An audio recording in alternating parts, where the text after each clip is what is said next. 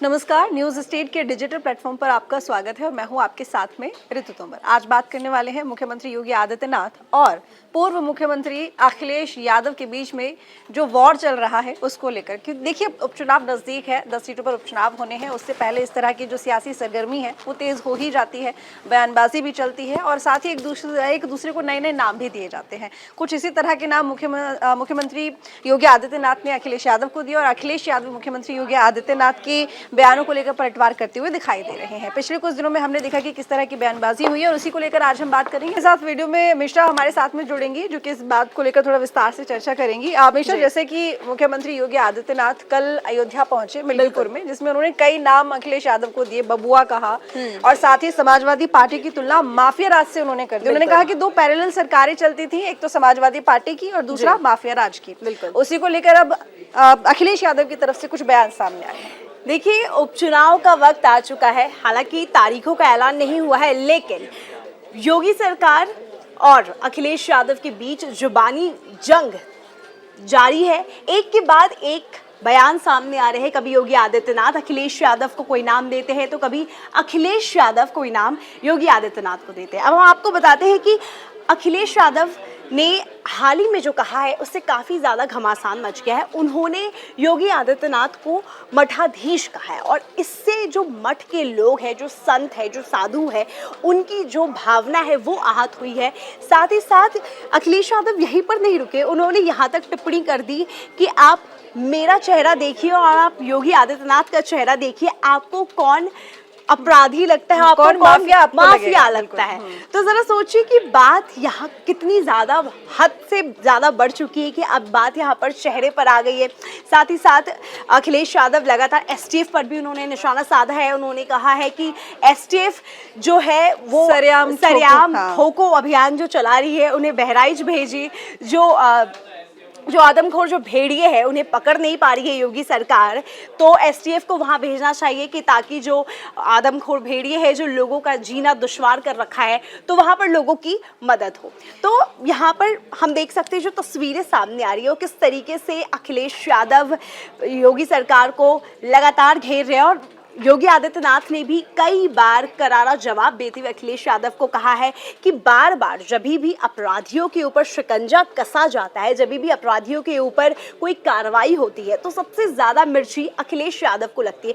मैं आपको बताती हूँ कि किस तरीके से जो मठ के लोग हैं उन लोगों को अखिलेश यादव का जो ये स्टेटमेंट है वो बिल्कुल भी पसंद नहीं आया, क्योंकि उन्होंने ये कहा है अखिलेश यादव ने कि जो योगी होते हैं, जो संत होते हैं, उन्हें गुस्सा नहीं आता है, लेकिन आप योगी आदित्यनाथ को देख लीजिए, उन्हें बहुत गुस्सा आता है।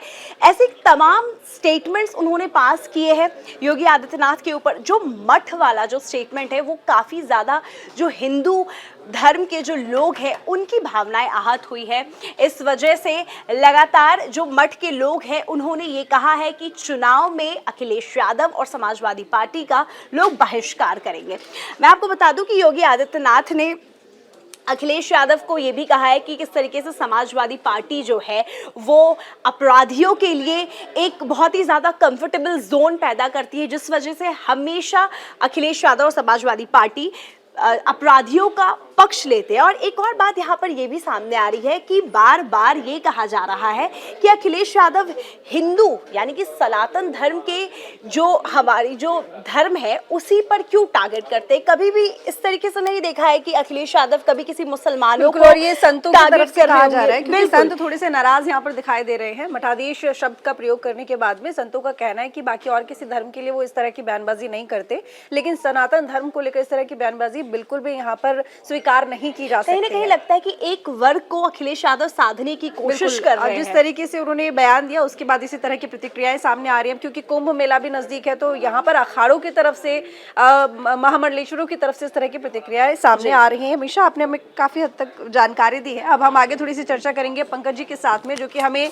इस बात को लेकर कितना प्रभाव संतों महंतों पर जो पड़ रहा है उसका इन उपचुनावों में हो जाएगा वो भी जानेंगे। और जो ये सियासी वॉर चल रहा है, खासकर जो बयानबाजी का जो दौर चल रहा है, इसमें भी देखेंगे कि आखिर इस तरह की जो राजनीति है जो उपचुनावों के और चुनावों के वक्त ही देखने को मिलती है कि आप किसी दूसरे पर बयानबाजी करते हुए इतने ज्यादा पर्सनल हो जाते हैं कि आप ये भूल जाते हैं कि आप नेता हैं, राजनेता हैं, जिसका असर जनता पर क्या पड़ता है, चुनावों पर क्या पड़ता है, ये भी एक यहाँ पर सोचने वाली बात हो जाती है। पंकज, निश्चित रूप से आप देखिए उत्तर प्रदेश की राजनीति जो है सो अभी आपको इस तरह के कई मोड़ आपको दिखेंगे, कई दिलचस्प बयान आएंगे, कई कटाक्ष एक दूसरे पर करते आएंगे और ये जो वार है ने निश्चित रूप से दो नेताओं के बीच में ही होगी। एक आपको अखिलेश यादव होंगे एक तरफ दूसरी तरफ आपको योगी आदित्यनाथ होंगे।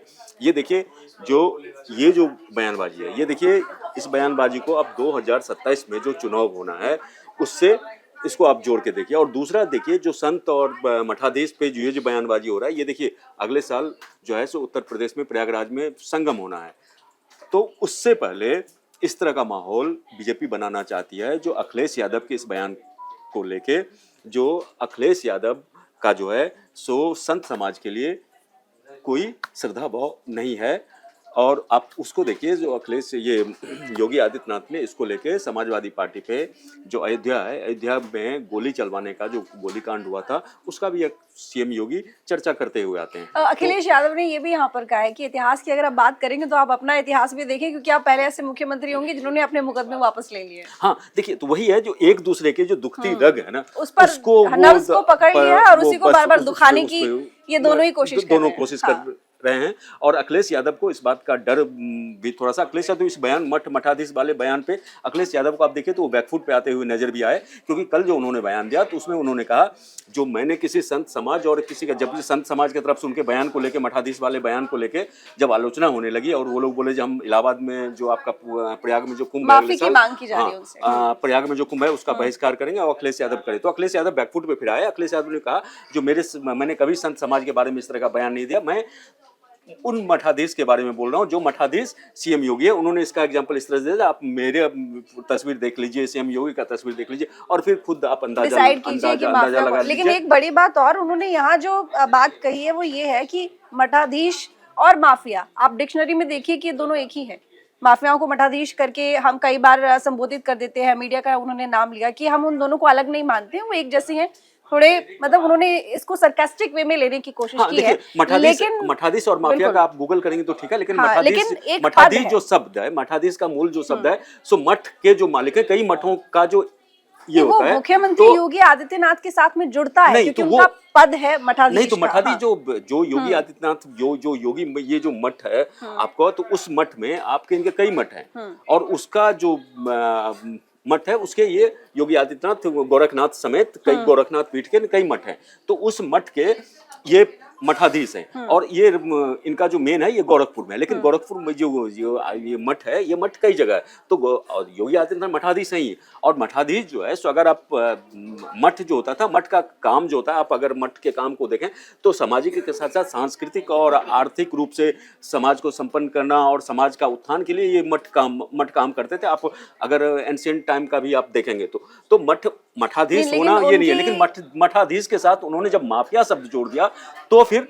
इसमें दिक्कत होगी। माफियाओं की समानता नहीं ढूंढ सकते, नहीं, लेकिन मठ और समानता तो इस संत समाज की जो नाराजगी है, मठाधीश तो संत समाज के लोग हैं जो मठ में रहते हैं तो मठाधीश हैं, लेकिन उनके साथ अगर आप माफिया शब्द जोड़ देंगे तो फिर ऐतराज है। और संत समाज ने यही अखिलेश यादव से मठाधीश के शब्द पे, माफिया के शब्द पे उन्होंने इनके अखिलेश के वो खिलाफ हुए। लेकिन देखिए उत्तर प्रदेश की राजनीति में अब इस तरह का जो आपकी जुबान से अगर कोई बात फिसलता है या आप कुछ इस तरह से आप कोई बात बोलते हैं तो उसको हवा दिया जाएगा, तूल दिया जाएगा।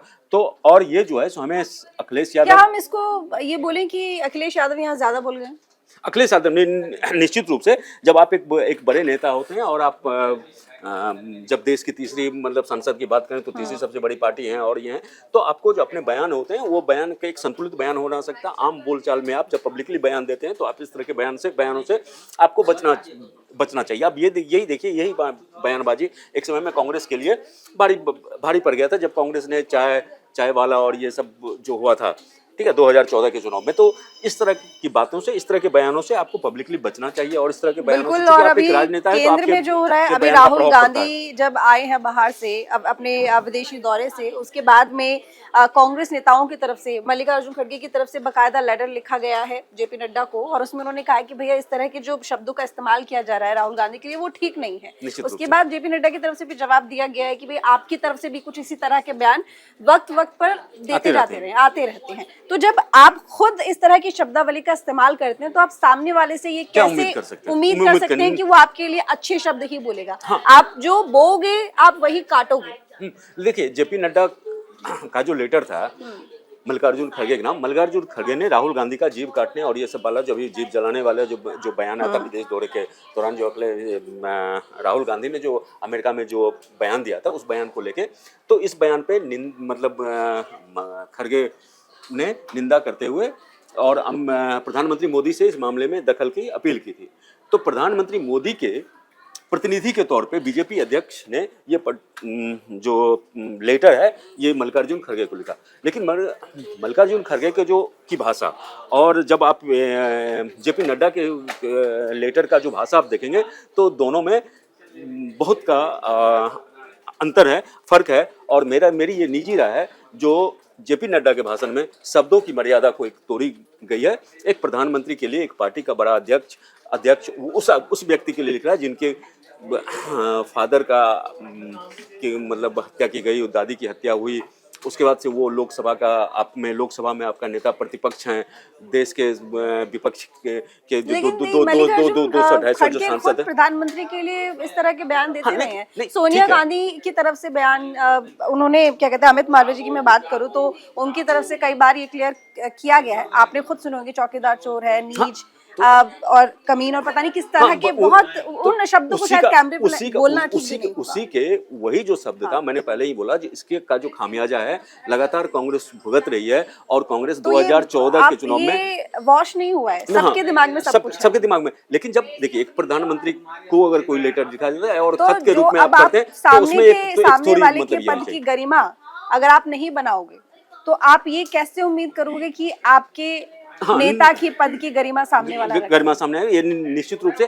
और इसलिए जो आप देख रही हैं, ये जो मतलब चिट्ठी और इसके जो लेटर पे ये मामला राहुल गांधी खड़गे और प्रधानमंत्री अब अगर यहाँ पर हम अखिलेश यादव, मुख्यमंत्री योगी आदित्यनाथ, राहुल गांधी और मल्लिकार्जुन खड़गे, प्रधानमंत्री मोदी सबको साइड में कर दे, तो चुनावों में जो इस तरह की भाषा का इस्तेमाल होता है ये किसी भी तरह से ठीक किसी भी तरह से जायज नहीं है। ये बहुत गंदी राजनीति के तहत निश्चित रूप से। और ये है जो ये इस तरह से आप समझिए, जो आप इस तरह की भाषा से करके आप अगर वोटर का वोट बटोर लेंगे, आप अपने काम के जरिए लोगों के बीच में निश्चित रूप से आपने क्या किया है, आपके कार्यकाल में क्या हुआ, आप जब मुख्यमंत्री थे आपने क्या किया, अभी आप मुख्यमंत्री हैं तो क्या कर रहे हैं। जैसे योगी आदित्यनाथ की आप देखें तो मैं उनकी तारीफ करूंगा, जो लगातार जो अभी जितने भी उपचुनाव को लेकर वो कर रहे हैं, तो उसमें लगातार डबल इंजन की सरकार के जो उत्तर प्रदेश में जो काम किया, योगी सरकार ने क्या काम किया, केंद्र की सरकार के प्रधानमंत्री मोदी की अगुवाई में क्या काम हो रहा है, तो इनका लगातार वो चर्चा भी करते हैं। और आप इसका देखिए जो युवाओं के लिए और ये है, तो जो कमियां रह गई है उसको योगी आदित्यनाथ जल्द से जल्द पूरा करने से लगातार परियोजनाओं को और जो भी है वो लगातार कर रहे हैं। अभी आप युवाओं को देख लीजिए, नौकरी की भी बिल्कुल मतलब जो उन्होंने वादे किए हैं वो उनको पूरा करने की कोशिशों में जुटे हुए हैं। अब देखना है, उपचुनाव है और बातों का दौर जारी है, बयानबाजी का दौर जारी है, एक दूसरे के ऊपर छींटाकसी भी जारी है और योजनाओं को लेकर, परियोजनाओं को लेकर भी बातचीत भी हो रही है, शिलान्यास हो रहा है, लोकार्पण हो रहा है। अभी उपचुनावों को लेकर तारीखों का ऐलान नहीं हुआ है, जल्द ही हो जाएगा, तब क्या तस्वीर देखने को मिलेगी ये तो वक्त ही बताएगा। लेकिन फिलहाल आपको ये जानकारी कैसी लगी कमेंट करके जरूर बताइएगा, लाइक कीजिएगा, शेयर कीजिएगा। धन्यवाद। न्यूज नेशन अब व्हाट्सएप पर खबरों के ताजा अपडेट के लिए न्यूज नेशन के इस QR कोड को स्कैन करें।